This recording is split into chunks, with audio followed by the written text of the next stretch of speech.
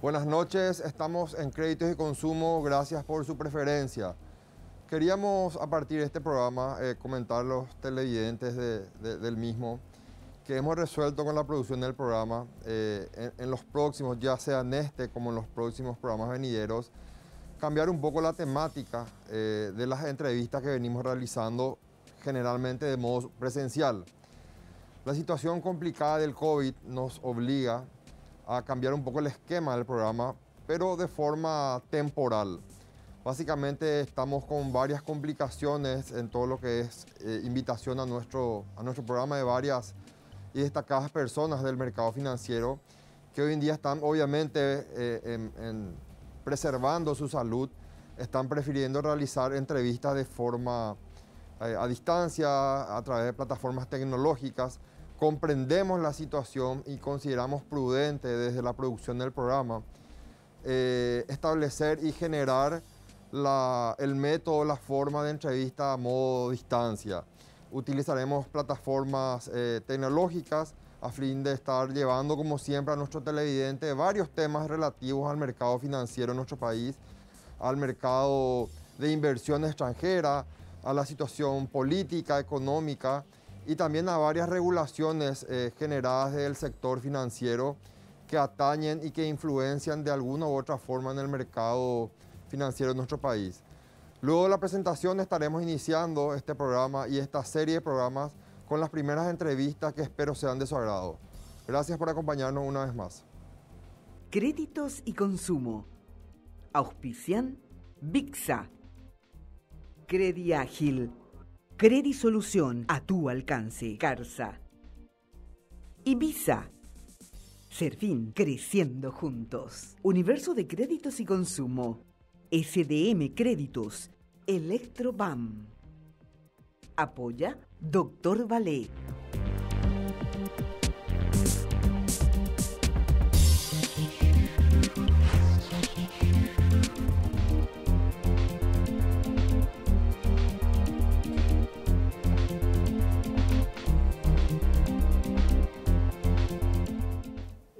Quiero ser muy crítico, en el sentido de que todo nace un poco con la llegada de la pandemia, una ley de emergencia que promulga el Estado. Esa ley de emergencia marca un poco un ritmo de trabajo para las instituciones financieras que para mi gusto no fueron satisfechas, ¿verdad? Al transcurrir un año después de esa ley, nos dimos cuenta de que muchas instituciones que tenían a su cargo el ser un proveedor financiero para este tipo de negocios no cumplieron. Es más, tengo la sensación de que fueron actuando en base un poco a situaciones de riesgo propio de cada uno de las personas que estaban en esa situación. Y para citar, por ejemplo, puedo decir de que AFD ha lanzado básicamente 3 productos que fueron los que tuvieron mayor participación en la pandemia. Básicamente el producto reconversión de deuda, que aquí tengo un poco los números, que fueron beneficiadas 27.000 personas. El producto reconversión de deuda, reactivación de deuda con 2.100 y Fisalco, que fue el único producto que desembolsó dinero en efectivo. El resto fueron todo redescuento del sistema financiero. Y ahí es donde yo digo un poco, ¿qué se necesitaba? Sale una ley para decir que se va a tratar de no cortar la cadena de pago y tener un pequeño capital operativo para las MIPYMES. Pero el único producto que daba préstamos frescos o dinero en efectivo era Fisalco. Y ese producto llegó a un orden del 67% en más de un año. O sea que tenemos productos que salieron y que no fueron de alguna forma testeadas con los beneficiarios.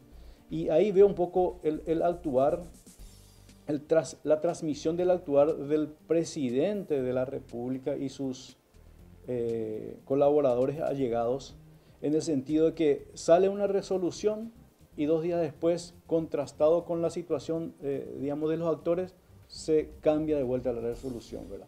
Entonces, da la sensación de que se está actuando en forma reactiva, no hay un plan. Si bien el problema general es sanitario, también deberíamos de tener un líder que mire el punto de vista económico y financiero. A través un poco de la Federación Paraguaya de MIPYME, donde me toca asesorar, nos damos cuenta de que el gobierno tiene gente muy capaz. Hay estamentos muy bien definidos, pero falta como esa posibilidad de tocar todos juntos la pelota cuando se necesita. Hay compartimientos estancos, procesos cortados. No hay comunicación en un circuito general, por ejemplo, entre el Ministerio de Trabajo, el Ministerio de Industria y Comercio, IPS, y eso hace un poco que la ciudadanía se vaya, digamos, hartando de las situaciones que van saliendo. Salen situaciones que son de cortoplacismo. Nadie mira un poco la situación general y cómo salvar. Una muestra más es el tema de que hoy, a un año de la situación de pandemia, uno de los pocos bancos que yo creo que respondieron, como el Banco Nacional de Fomento y el Banco Estatal, a un año de dar créditos, con un periodo gracias a un año, ya empezaron a vencer los créditos y ayer saca una resolución que dice, bueno, no te voy a cobrar los intereses. Es difícil actuar preventivamente o tratar de planificar algo. No podemos esperar a que pasen para tratar de solucionar la situación. Entonces, es poco lo que yo veo en términos genéricos de lo que es la asistencia crediticia general, ¿verdad? Y para dar datos un poco, quiero leerles que según el registro del Ministerio de Industria y Comercio, en Paraguay existen 870.000 MIPYMES, de las cuales tienen RUC 263.000. Y a esas le llaman las famosas MIPYMES formales. Y la diferencia son 607.000 MIPYMES que no tienen RUC y dicen que se mueven en un mercado informal. Por ende, tendríamos que tener una entidad financiera que pueda mirar el bosque en forma general, que sean las 870.000 MIPYMES que puedan ser atendidas. Hoy, ¿qué pasa? El sector financiero atiende solamente a aquellas que están con RUC o son formales, ¿verdad? Entonces, ¿es pecado ser informal en nuestro país? ¿Van a ser víctimas siempre de las usuras de los financiadores particulares? Tendríamos que tener nosotros una entidad cabecera que pueda actuar desde el punto de vista del Estado como proveedor financiero de MIPYME. Las MIPYME mueven el 90% de la economía. Y si decimos que gran parte es informal, porque hablamos del 70% de esa entidad que no están en el rubro formal, tenemos una economía subterránea del 70%, que de alguna forma mueve la economía. Entonces tendríamos que tratar de legislar o sacar políticas que puedan atender al 100% de la MIPYME del país, ¿verdad? Por eso que yo digo que de alguna forma, contestando a esta pregunta, veo que no hay un plan de mediano y largo plazo. Y muchas veces sucede porque la persona que está como encabezando la institución sabe que va a estar por un periodo corto. Entonces no busca la continuidad, busca solamente no meter la pata, no equivocarse en las acciones que hace, y entonces le resta la visión de mediano y largo plazo. Y acá suelo decir y comparar un poco con el tema de la religión, ¿verdad? ¿Por qué la religión tiene conductas muy definidas en muchos países, ¿verdad? Porque hay una Biblia. En nuestro país nos falta alguien que pueda decir, bueno, señores, esta es la Biblia del plan de gobierno. Señores, esta es la Biblia que hay que seguir. No importa si cambian los estamentos, las personas o los actores, tenemos una hoja de ruta. Y veo un poco eso en nuestro país, un país un poco sumergido en la improvisación, en un sistema muy reactivo a las condiciones que van sucediendo. Y eso genera como que están solamente en laboratorios resolviendo situaciones y sacando resoluciones que cuando se contrasta con la realidad se encuentran, digamos, esquemas muy diferentes. Entonces se actúa como que hoy saco resolución, mañana voy a corregir de vuelta resolución, entonces genera un poco ese estadio donde es todo con incertidumbre, ¿verdad? Entonces digo yo, de alguna forma, como para cerrar esta pregunta, se necesita tener, de la misma forma que tenemos un liderazgo sanitario, un liderazgo que mira la salud, un líder que mire desde el punto de vista económico, porque no pueden estar muy disociados. si apuntamos toda la salud, digamos, la parte económica queda postergada. Si apuntamos toda la parte económica, la salud queda postergada. Entonces tendríamos que tener, digamos, una especie de liderazgo bidireccional que miren las dos cosas, porque es muy claro, sin ser sostenible o sin generar los ingresos suficientes, la gente no puede vivir. O sea, hay que mirar un poco cuál es primero, ¿verdad? La salud o la actividad económica, y yo creo que van de la mano.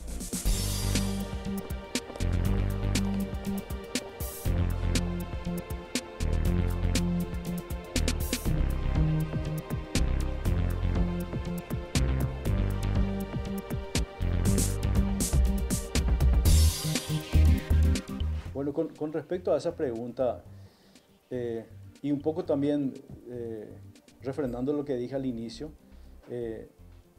yo creo que tajantemente las estrategias del gobierno fueron insuficientes. Es más, podemos mirar resultados del actuar del banco público número 1 del país, donde vimos que de los 3 productos que lanzaron, 2 son solamente para redescontar cartera. Y ahí podemos analizar resultados. Los bancos en el año 2020 tuvieron un aumento o un incremento en sus resultados del 18.5%. Es decir, que en plena crisis, en plena pandemia, los bancos ganaron plata. Entonces, vos te tenés a pensar qué pasó. Y los productos que AFD lanzó fueron básicamente para sanear su posición interna y no generar un movimiento financiero a gente que necesitaba para pasar la pandemia. O sea, fueron atendidos ya los clientes conocidos del banco. Se pueden fijar netamente en el boletín del Banco Central, donde habla un poco, digamos, del resultado de los 16 bancos que operan en nuestro medio, de los cuales 15 son privados y uno público. Es más, el resultado del Banco Nacional de Fomento está en el orden de los 63 millones de dólares en plena pandemia. Y es donde yo digo, ahí tendría que verse la situación. No digo perder dinero, pero a lo mejor ganar menos, pero generar soluciones. El índice de rechazo de los créditos que se presentaron en pandemia al Banco Nacional de Fomento fue en el orden del 52%. Eso ya nos da una pauta de que hubo algo de que, digamos, no estábamos enfocando bien. Es como apuntar a un mercado y decir, bueno, evidentemente me estoy equivocando en algo. Nosotros normalmente en el ambiente financiero decimos que para tener un efecto de mejora continua en cualquier política de crédito que esté adecuada al mercado, miramos 2 situaciones, los rechazados y la morosidad, porque son los lugares donde frecuentemente vos encontrás las equivocaciones de políticas. Entonces, digamos, ese indicador de 52% dijo, estábamos apuntando mal o hay algún tipo de inconveniente, ¿verdad? Y ahí posteriormente quiero entrar a un punto que para mí es clave en esta situación de pandemia con relación a las MIPYMES, que es cómo se le analiza a las MIPYMES, ¿verdad? Yo creo que faltó en el estamento, voy a hablar del estamento público, porque el privado sí tenemos claramente que son entidades con fines de lucro, no podemos involucrarnos en sus políticas, tienen directrices muy claras, tienen supervisores como la Superintendencia de Bancos que tienen, digamos, políticas y reglas bastante rígidas, inclusive en algunas cuestiones fueron flexibles, pero quiero marcar como un mercado diferente, porque donde nosotros podemos actuar con el estamento público son con las entidades financieras públicas. Estamos hablando de un fondo ganadero, AFD, Banco Nacional de Fomento, Crédito Agrícola de Habilitación, ¿verdad? Que son entidades que de alguna forma forman el frontón de proveedores financieros también a este segmento de mercado que son las MIPYMES, ¿verdad? Entonces, sí tendría que existir una reingeniería de las entidades financieras públicas, en el sentido de que tener una correlación, ejemplo, el crédito agrícola de habilitación, como su nombre lo dice, tiene que tener créditos para habilitar a las MIPYMES en sus primeros pasos.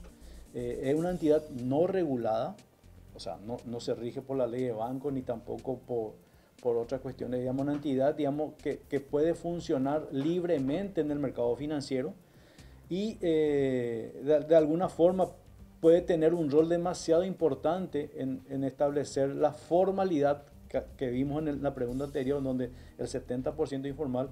Entonces, el crédito agrícola con una política de crédito donde se pueda formalizar como primera vez a la MIPYME, podría ser un actor importante en formalizar estas MIPYME y darle, digamos, una asistencia financiera de primer impacto. Luego sí ya podría venir el Banco Fomento y los otros estamentos ya como un plan, digamos, de crecimiento de las MIPYME. Y aquí quiero contar un poco una anécdota porque nos tocó realmente en los primeros tiempos de pandemia, a través de la federación, golpear puerta y ventana de estas entidades públicas, ¿verdad? Estuvimos en el crédito agrícola, donde en realidad nos atendieron bastante bien, pero nos dimos cuenta que hay una burocracia interna muy grande en la definición. Normalmente suelo decir que el negocio financiero es un negocio por día, porque un día que pasó y no colocaste tu dinero, un día perdido de intereses. Sin embargo, en el estamento público no se ve eso como un negocio, digamos, de primera línea. Encontramos una situación en el crédito agrícola donde le daban mayor preponderancia a un producto de Inforcom, que eran las fajas. Y todo lo que actuamos en el mercado financiero sabemos que las fajas de Inforcom son situaciones referenciales. Te dice, el que tiene faja A es alta probabilidad de que pague el crédito. ¿Por qué? Porque tienen estos perfiles acumulados. O sea, ni siquiera es una situación de una persona que solicita crédito. Yo me voy al crédito agrícola, solicito un crédito como José Luis Andrada y me dice, señor, el Inforcom dice que usted tiene faja M. Entonces ya está condicionado. Todavía no me apreciaron en forma independiente e individual. O sea, no conocen mi realidad, pero ya me asimilan por una cuestión de faja a un perfil definido de gente con probabilidades de pago de un orden que a lo mejor es de 60-70%. Entonces digo, ahí ya empieza la equivocación. ¿Y qué pasa? Ellos dicen, no, es una política interna, nosotros no podemos tocar nuestra política, no podemos ser flexibles, tenemos que cumplir nuestro rol principal. Entonces digo, ¿para qué sale una ley si finalmente los actores o las cabezas de las instituciones van a obrar de la misma forma como obraron siempre? Es por eso que yo digo que no corresponde el término de emergencia en la ley cuando todo el mundo actuó de la misma forma, no cambiaron nada. Cuando la palabra emergencia dice rapidez, pronto socorro, auxilio, la gente no tuvieron ese eco, ¿verdad? Desde el punto de vista del otro lado del mostrador hablo que son las MIPYME, ¿verdad? Entonces, situaciones como esa encontramos, ¿verdad? Donde el metro cuadrado del que gobierna esa institución no conoce el sistema financiero, tiene más temor a una resolución digamos, tomada por él, porque eso le puede afectar 10 años, la Contraloría le puede venir encima. O sea, estamos todos supeditados de vuelta a órganos de controles, ¿verdad? Antes que sacar políticas o productos que puedan servir, y bueno, y después vemos cómo solucionamos, pero ya le dimos posibilidad o una ventana o una puerta importante a las MIPYME que necesitaban en ese momento, ¿verdad?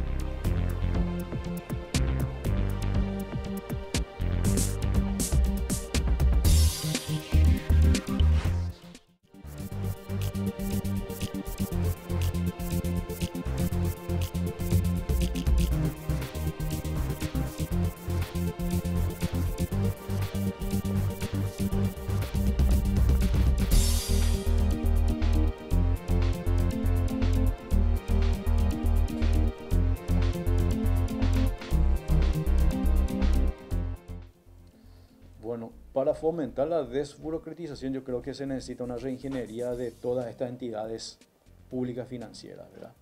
Reingeniería digo porque en términos generales tienen que mirar el mercado objetivo. ¿Cuál es el mercado?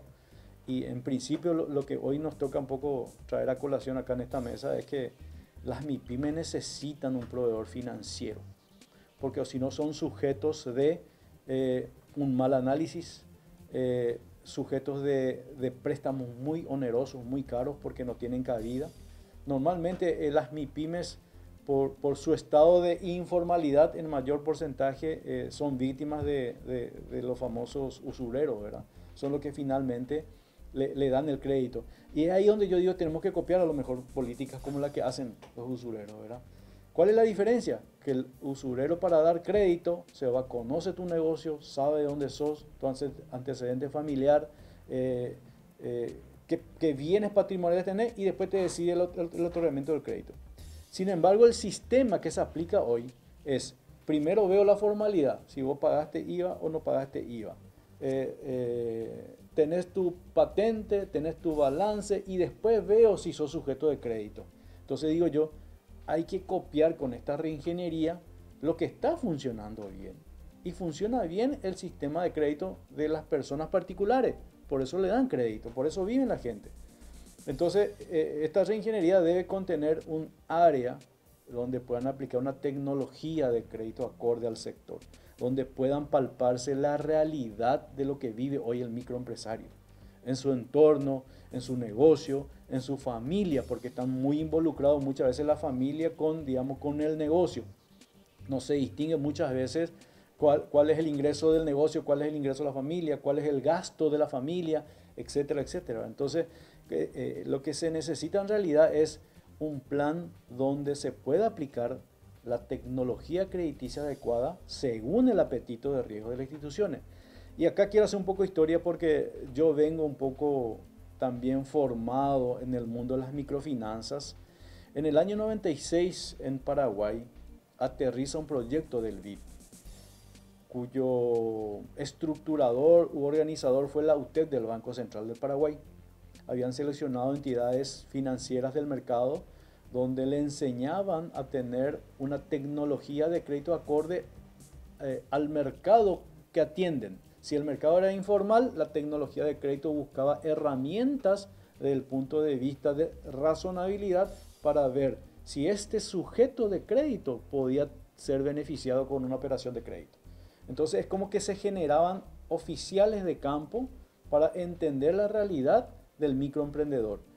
Esto surgió, como bien decían, en el año 96, tuvo un efecto muy importante, tal así que hay entidades financieras que hoy son bancos, que nacieron con ese sistema, ¿verdad? Estamos hablando de, por ejemplo, Interfisa, el Comercio, Visión Banco, Banco Familiar. Ellos fueron los primeros en incursionar con una tecnología de crédito adecuada.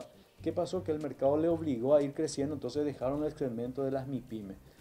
Pero con esa tecnología de crédito se garantiza un crédito a medida, se garantiza la verificación real de la situación económica financiera de las MIPYMES y por ende tener una apreciación como el famoso sastre, ¿verdad? Un saco a medida para esa entidad. Hoy las MIPYMES son víctimas también de la abundante oferta que pueden existir. Yo tengo un proyecto como una MIPYME, necesita X capital, me voy a un banco, le solicito y en realidad me dice no te puedo dar esto, te puedo dar la mitad. Entonces tengo que buscar para completar otro producto financiero, o un agiotista o un usurero. Entonces estoy generando un descalce financiero a la hora de tener, digamos, un solo proveedor porque empecé a diversificar mi pasivo con esos proveedores y me genera un poco a mí el entorpecimiento de mi manejo financiero a la hora de pagar esas cuotas, ¿verdad? Porque tengo crédito a 6 meses, crédito a 12 meses, crédito a 2 años. Entonces eso hace también que de alguna forma se desordene la administración de las MIPYME, ¿verdad? Por eso que digo que se necesita una entidad que pueda entender, que pueda ser receptora de las necesidades de las MIPYME, como capital operativo, fondo de inversión. Ese es un punto importantísimo. ¿Qué pasó en este periodo? Que los créditos que salieron en plena pandemia son créditos de contención. O sea, todas las entidades dijeron, bueno, nos llegó la pandemia, tenemos incertidumbre, salió una ley que en principio tenía una vigencia de 90 días, saquemos producto enlatado por 90 días para pasar como puentecito esta situación desde el punto de vista financiero y después vemos qué hacemos. La mayoría de las entidades dijeron, bueno, no le vamos a cobrar por 90 días de intereses. Pero ¿qué pasa hoy a los 1 año? El mismo crédito que le dimos como contención, le estamos renovando a 5 años de plazo. Y nosotros no sabemos la realidad de esa MIPYME. A lo mejor el crédito fue pequeño porque era solamente para cubrir los 90 días de déficit operacional o para pago de salario. Y hoy le estamos metiendo un crédito de largo plazo, pero por una situación coyuntural o un crédito que fue solamente, digamos, para apalancar una situación específica. Entonces se necesita en ese tipo de cosas una radiografía completa del sujeto de crédito para decir el crédito realmente es a medida. Si yo le di 100 millones para pasar esta pandemia, hoy debe necesitar 500 millones para rehabilitarse. Entonces mi crédito de hoy tiene que salir por 500. Pero ¿qué pasa hoy? El crédito es por 100 millones. O sea, no sé si se entiende un poco el paralelismo que quiero hacer.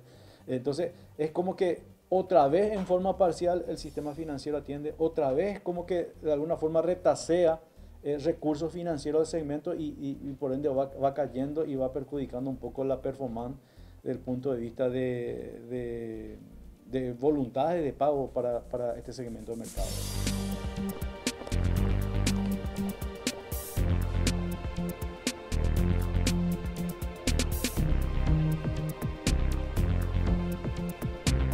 Yo creo que acá la clave para que, por lo menos, digo yo, el Banco Nacional de Fomento pueda ser un banco que atiende a las entidades que manejan el 90% de la economía, que son las MIPYME, es la aplicación de la tecnología crediticia.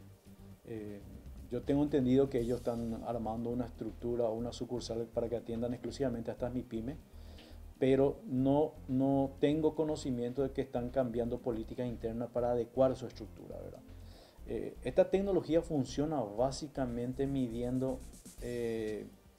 la razonabilidad de una situación. ¿Y por qué digo razonabilidad? Porque si hoy nosotros nos vamos al sistema financiero, ¿qué le preocupa al sistema financiero para que vos seas sujeto a crédito? Tus ingresos, tu apalancamiento, tu endeudamiento y de alguna forma tu referencia de cómo estás actuando. En este estadio de la tecnología crediticia eso se evalúa en forma conjunta, por eso se busca una razonabilidad y normalmente un oficial de crédito es el que se traslada a la cancha para ver dónde se desenvuelve, porque hay cuestiones que en papeles no se pueden ver. Competencia de una farmacia en limpio, como yo puedo, en papeles no puedo apreciar el mercado geográfico, sin embargo con mi salida de mi departamento de riesgo y pisando un poco el terreno puedo ver que hay 4 farmacias, entonces de alguna forma yo voy buscando esa razonabilidad. Tiene alta competencia, a lo mejor su sistema de venta no es completa porque esos competidores también le restan porción de mercado. Entonces eso genera un poco la posibilidad que se pueda apreciar de alguna forma casi exacta la realidad del entorno económico del sujeto de crédito. Esta tecnología está aprobada en toda Latinoamérica. Las cajas municipales de los Andes, de Bolivia, de Perú, en Colombia, fueron programas muy exitosos, ¿verdad? Ni siquiera podemos decir que vamos a aplicar esta tecnología porque creemos que el mercado paraguayo se maneja en un grado importante en informalidad. No, esta tecnología nace por la informalidad. Entonces, de alguna forma, es como que generar una puerta abierta a toda la economía de las MIPYMES para que puedan ser sujetos de crédito y puedan ser atendidos en tiempo y forma, con créditos a medida.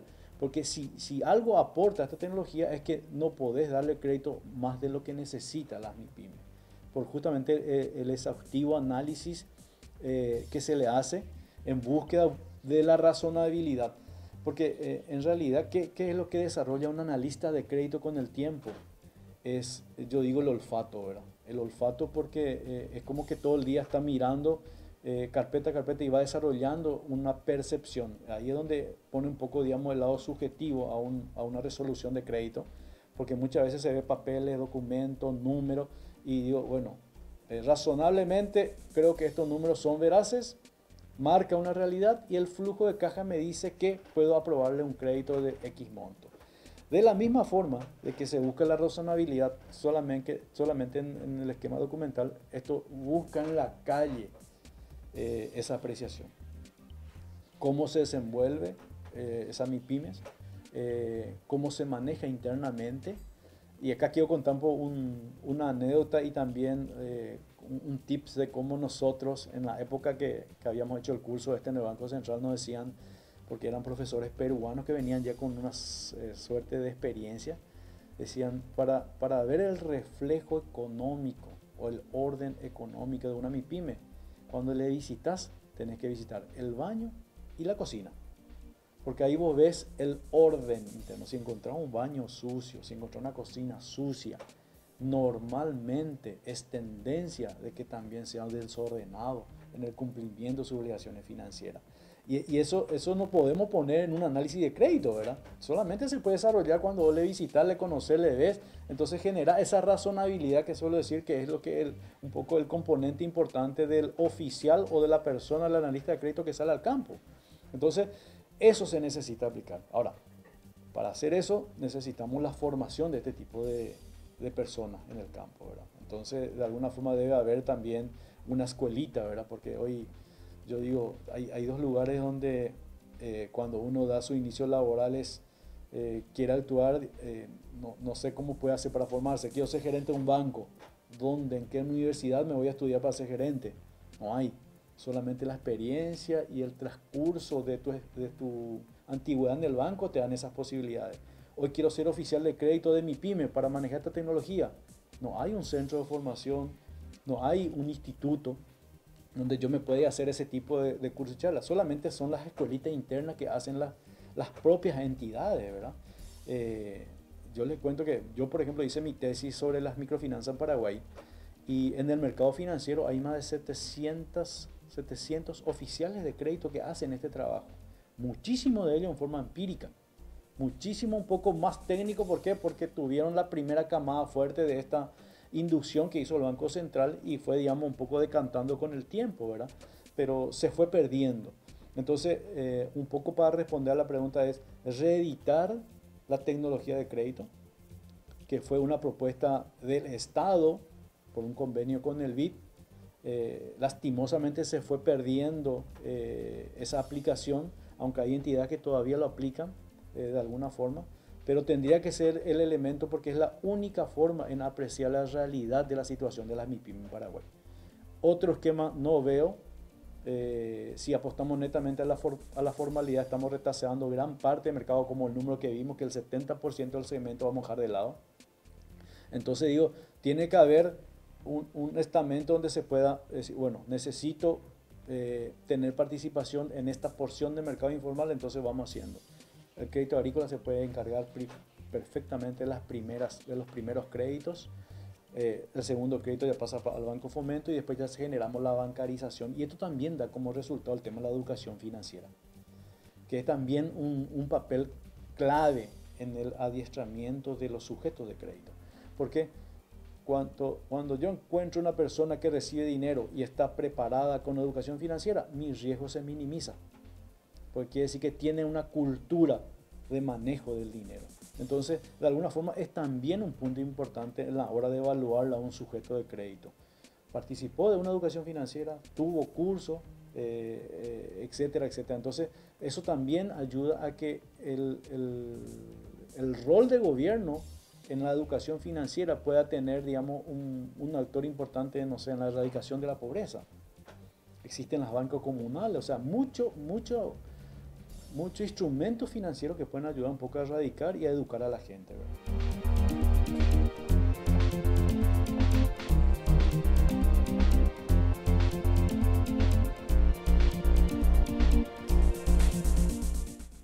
Y en realidad, si vamos a sacar algún punto de ventaja, es el acercamiento que tenemos hoy después de esta pandemia. Yo creo que toda crisis genera oportunidad, ¿verdad? Hablo un poco del punto de vista del otro lado del mostrador, como dije al inicio, y un poco colaborando con la Federación Paraguaya de MIPYMES, que hoy aglutina a más de 40 gremios. El gran logro fue el acercamiento que se tiene con el Estado. Y yo creo que hoy es el escenario ideal para que este tipo de asistencia financiera pueda tener proyección. Por de lo contrario vamos a estar lo mismo, inclusive empeorando, porque lo único garantizado que tenemos con el tema de la descomposición de este segmento del mercado es que la morosidad del sistema va a subir. Entonces, de alguna forma se tiene que hacer una reingeniería para tratar de asegurar que las proyecciones de estas MIPYMES puedan seguir con el tiempo, ¿verdad? Como decía anteriormente, tiene que haber una entidad que hoy se siente con la federación y puedan sacar planes de mediano y largo plazo, pero adecuado a la necesidad financiera de las MIPYMES. Hoy están reaccionando ante una situación de contención de crédito por pandemia y no una situación de solución completa para las MIPYMES. O sea, yo me tengo que sentar y veo, ¿este negocio sufrió efecto pandémico? Sufrió efecto pandémico. ¿Cuál fue el grado de deterioro de su negocio? Este fue el grado de deterioro. ¿Qué capital necesita para rehabilitarse? Este capital necesita. Entonces tengo que darle una solución completa y no solamente parches y generarle la famosa, el endeudamiento alto con otras entidades, donde ahí se genera un poco también la descomposición de la conducta, la moral de pago de esta MIPYME. Yo creo que si eso ponemos como ejercicio, podemos generar un mercado importante no atendido por la banca tradicional.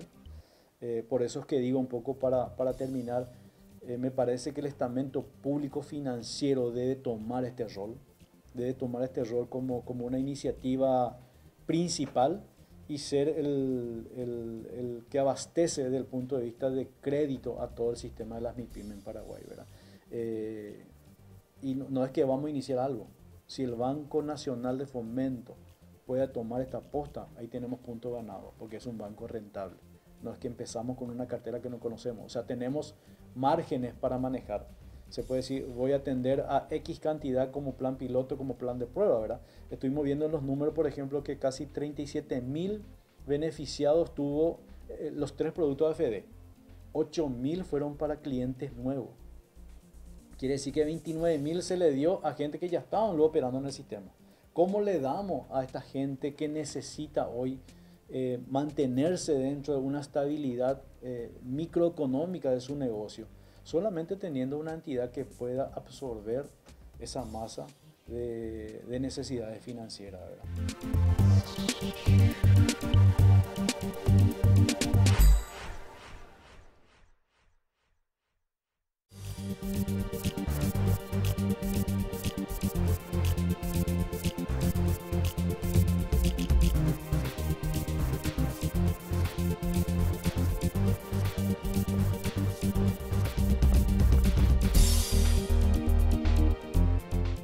La ley 6542 del factoraje es una disposición normativa que en nuestro país se ha introducido recientemente y en ella se establece la capacidad que tienen las empresas de poder transferir las cuentas a cobrar que están instrumentadas en facturas a crédito. Históricamente Paraguay tuvo una normativa reflejada en una resolución del Banco Central que permitía que las entidades financieras y bancarias puedan acogerse a dicha regulación y también de alguna manera se realizaban negocios de descuentos, compras o cesiones de crédito documentadas en facturas aún sin una ley de factoraje bajo las reglas de la cesión de crédito. Este tipo de instrumento, de manera libre, las empresas pactaban y no tenía un marco normativo regulatorio y se alimentaba o se nutría de las reglas generales para la cesión de crédito. Entiéndase, el emisor de la factura instrumentaba el producto o el servicio que vendía y hasta hoy lo sigue haciendo y al obligado al pago se le hacía firmar la aceptación y luego a un tercero acreedor se le transfería dicha cuenta a cobrar. Hoy día las reglas previstas en la ley de factoraje completan un circuito y generan una mayor garantía, una mayor seguridad jurídica, sobre todo a la hora de definir las responsabilidades de las partes, a la hora de definir también, por ejemplo, en los créditos sujetos a una condición. Hay prestadores de servicio o vendedores de un producto que requieren un tiempo para el cumplimiento de la obligación asumida. En ese caso, la ley les trata como obligaciones diferidas, entiéndase, por medio de que se pacta el cumplimiento de la prestación de servicio o la entrega de la mercadería en un plazo determinado. Ya el adquirente de dicho producto o servicio asume el pago, pero todavía el obligado a prestar el producto o servicio no ha cumplido con la entrega del producto o el servicio. Y eso significa que está condicionado a futuro. Allí se produce obviamente una situación en la cual el comprador del crédito acompaña en parte el riesgo del eventual no cumplimiento de la entrega del producto o servicio. Y la ley establece una procuración. Entiéndase que el acreedor deberá de alguna manera procurar que se cumpla con el producto y servicio o servicio que está pactado por medio de la factura crédito. Se establece también en la ley un organismo que es administrado por el Banco Central para centralizar información referente a los créditos transferidos y dar una seguridad jurídica en cuanto a que pueda recurrirse a un registro público y en él se puedan establecer las cualidades de los participantes en la operación o en la transacción, a los efectos de eventualmente evitar de que hayan dobles o más ventas de un mismo crédito. Podemos decir que realmente las bondades son muchas, son absolutamente amplias todas las herramientas que se generan a partir de este instrumento. Sin embargo, hay que entender que todavía existen puntos que deben ir corrigiéndose en la medida que vaya siendo utilizada esta ley y este instrumento financiero. La seguridad que tiene el comprador, mejor dicho, el cesionario del crédito, aquel que adquiere el crédito, es que su cedente, aquel que brindó el servicio, vendió la mercadería, siendo una empresa formal, siendo una empresa que continuamente genera servicios, ella constituye una medida continua de operaciones. En el mundo, los países más industrializados han incorporado muchos años atrás, décadas atrás, la ley de factoraje, y las industrias se dedican a producir, a fabricar, los prestadores de servicios se dedican a realizar lo suyo, facturan, no generan una movimentación importante de gestión de cobro, transfieren sus créditos por medio del factoraje o ceden la administración de sus créditos por medio de una ley, porque nuestra ley permite ambas cosas. Permite que el acreedor encomiende a alguien la administración de su cartera o también que venda el derecho de crédito. Siendo así, la eventual hipotética adquisición del crédito se transfiere la propiedad y pasa a manos de un tercero. Pero la gestión de administración de cartera, entiéndase, para que el fabricante, el importador, el distribuidor de un producto o servicio no se tenga que dedicar a una gestión que es una labor verdaderamente tediosa y desgastante, le permite también que éste pueda dar en administración dicha cartera.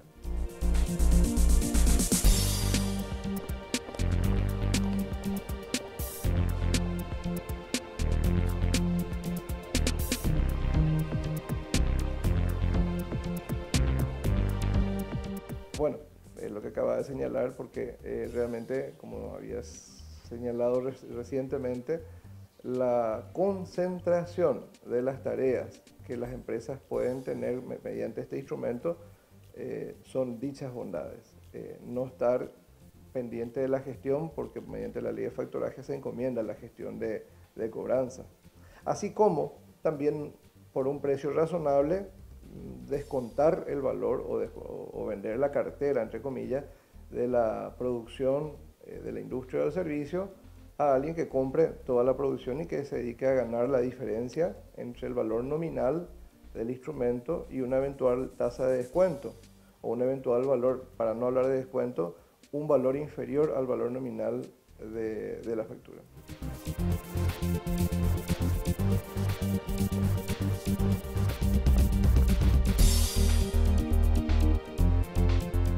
Lo referido recientemente también, la debida notificación, hacer saber al cesionario, entiéndase al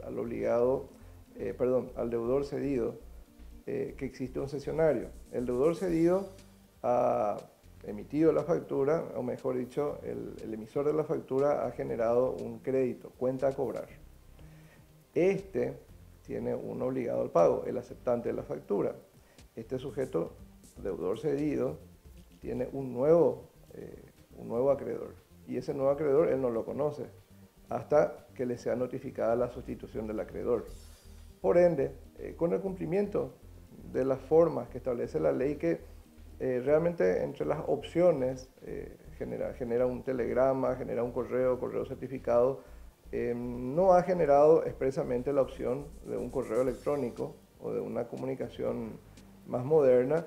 Igualmente, de manera transversal la ley de comercio electrónico, la ley de firma digital, la ley de firma electrónica, es aplicable plenamente a este contrato de factoraje, y ella permite que sea transferible y a su vez comunicable por medios electrónicos si está pactado en la factura. Entendemos de esa manera que cuando el aceptante comunica un correo electrónico, él puede someterse a las reglas de dichas leyes de comercio electrónico y de firma digital y firma electrónica, para tener que recibir por ese mecanismo las comunicaciones de que su crédito ha sido cedido. Independientemente de que la ley, un poco criticando ese punto, no ha mencionado los sistemas electrónicos de manera expresa en cuanto a las comunicaciones de la cesión o venta de la cartera.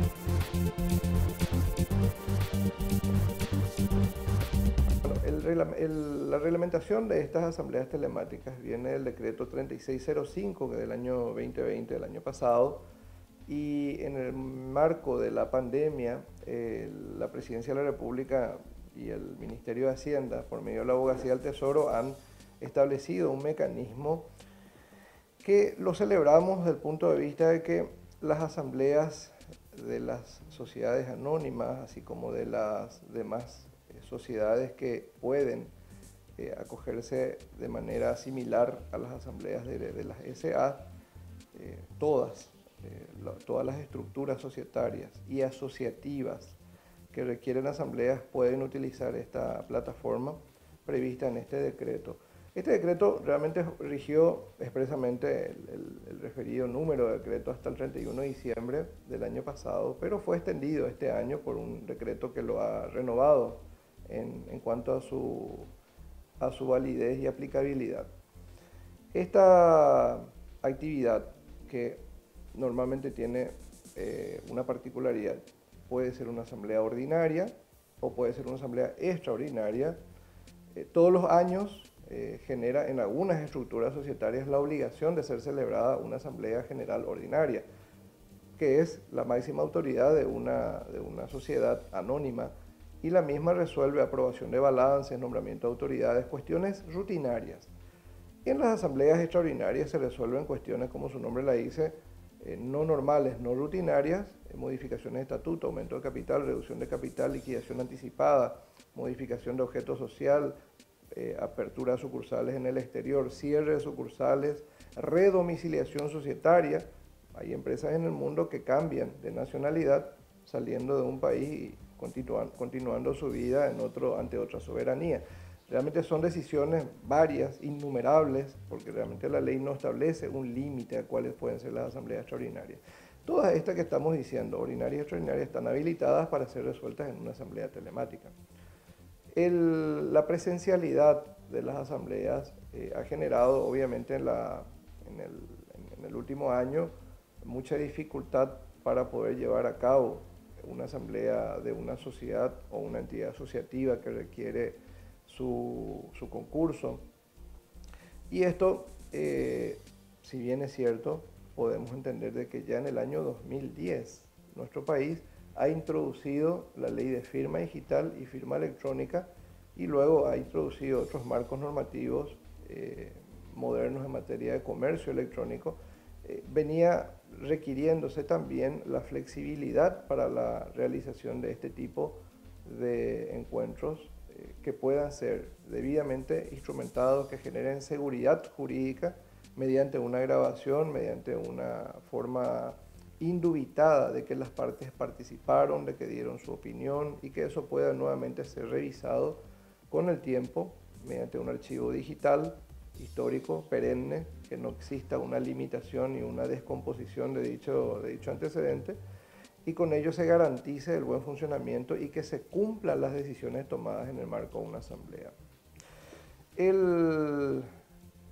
La flexibilidad en cuanto a la posibilidad de que las personas estén ausentes, pero no solo ausentes del lugar o del predio social, sino también del país, ofrece una capacidad inmensa de participación y una elasticidad para que puedan los accionistas, así como las autoridades, porque la ley de nuestro país establece que en una asamblea o en una sesión de directorio, que también están habilitadas por medio de este decreto, puedan presentarse o deben presentarse los directores, gerentes, síndicos de una estructura societaria, y ello en la dinámica del día a día. Las personas no tienen una sola obligación, no tienen un solo compromiso, muchas veces tienen una pluralidad de compromisos, una pluralidad de participación en diversas empresas y muchas veces en diversas ciudades y en diversos países del mundo. Y con este decreto podemos permitir de que exista una participación libre, instrumentada, documentada por medio del audio-vídeo, debidamente grabado que nos ofrecen todos los apps y los programas hoy día existentes.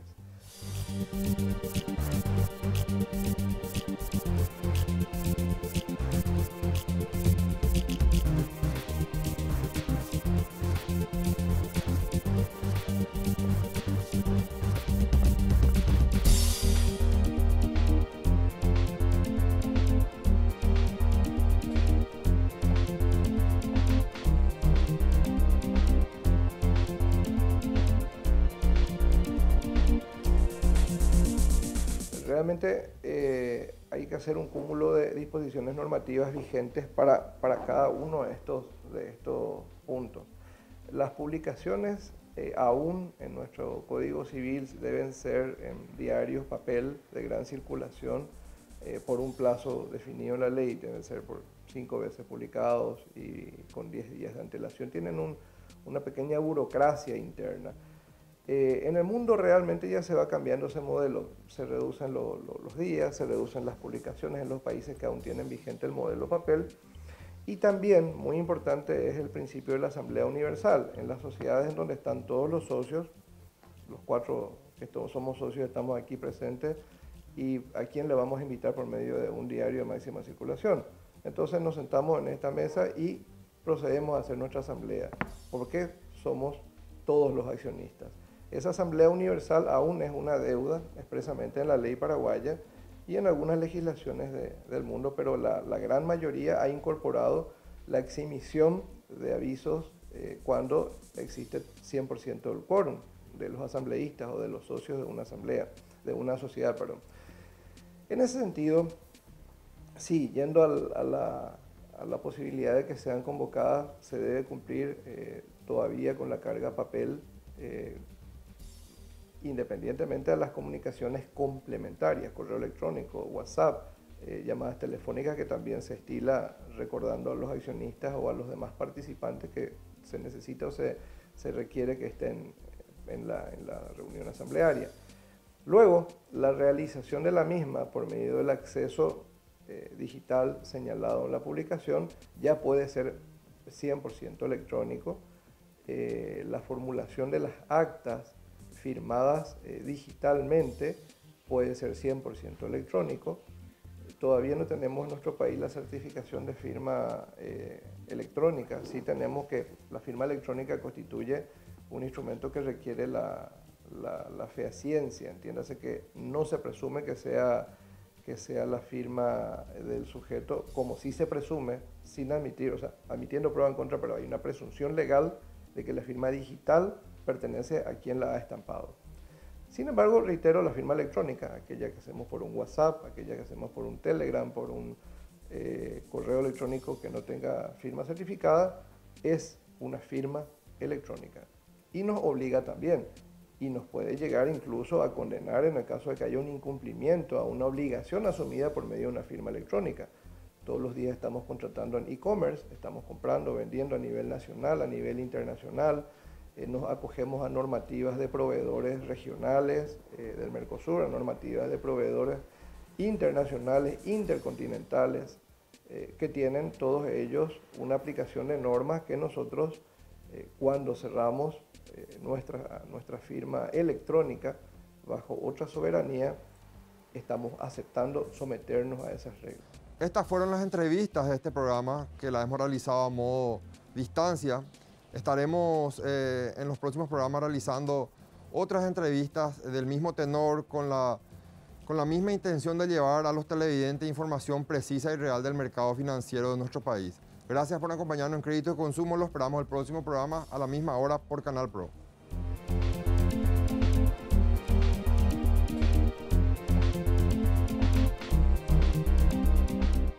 Crecer presentó Créditos y Consumo.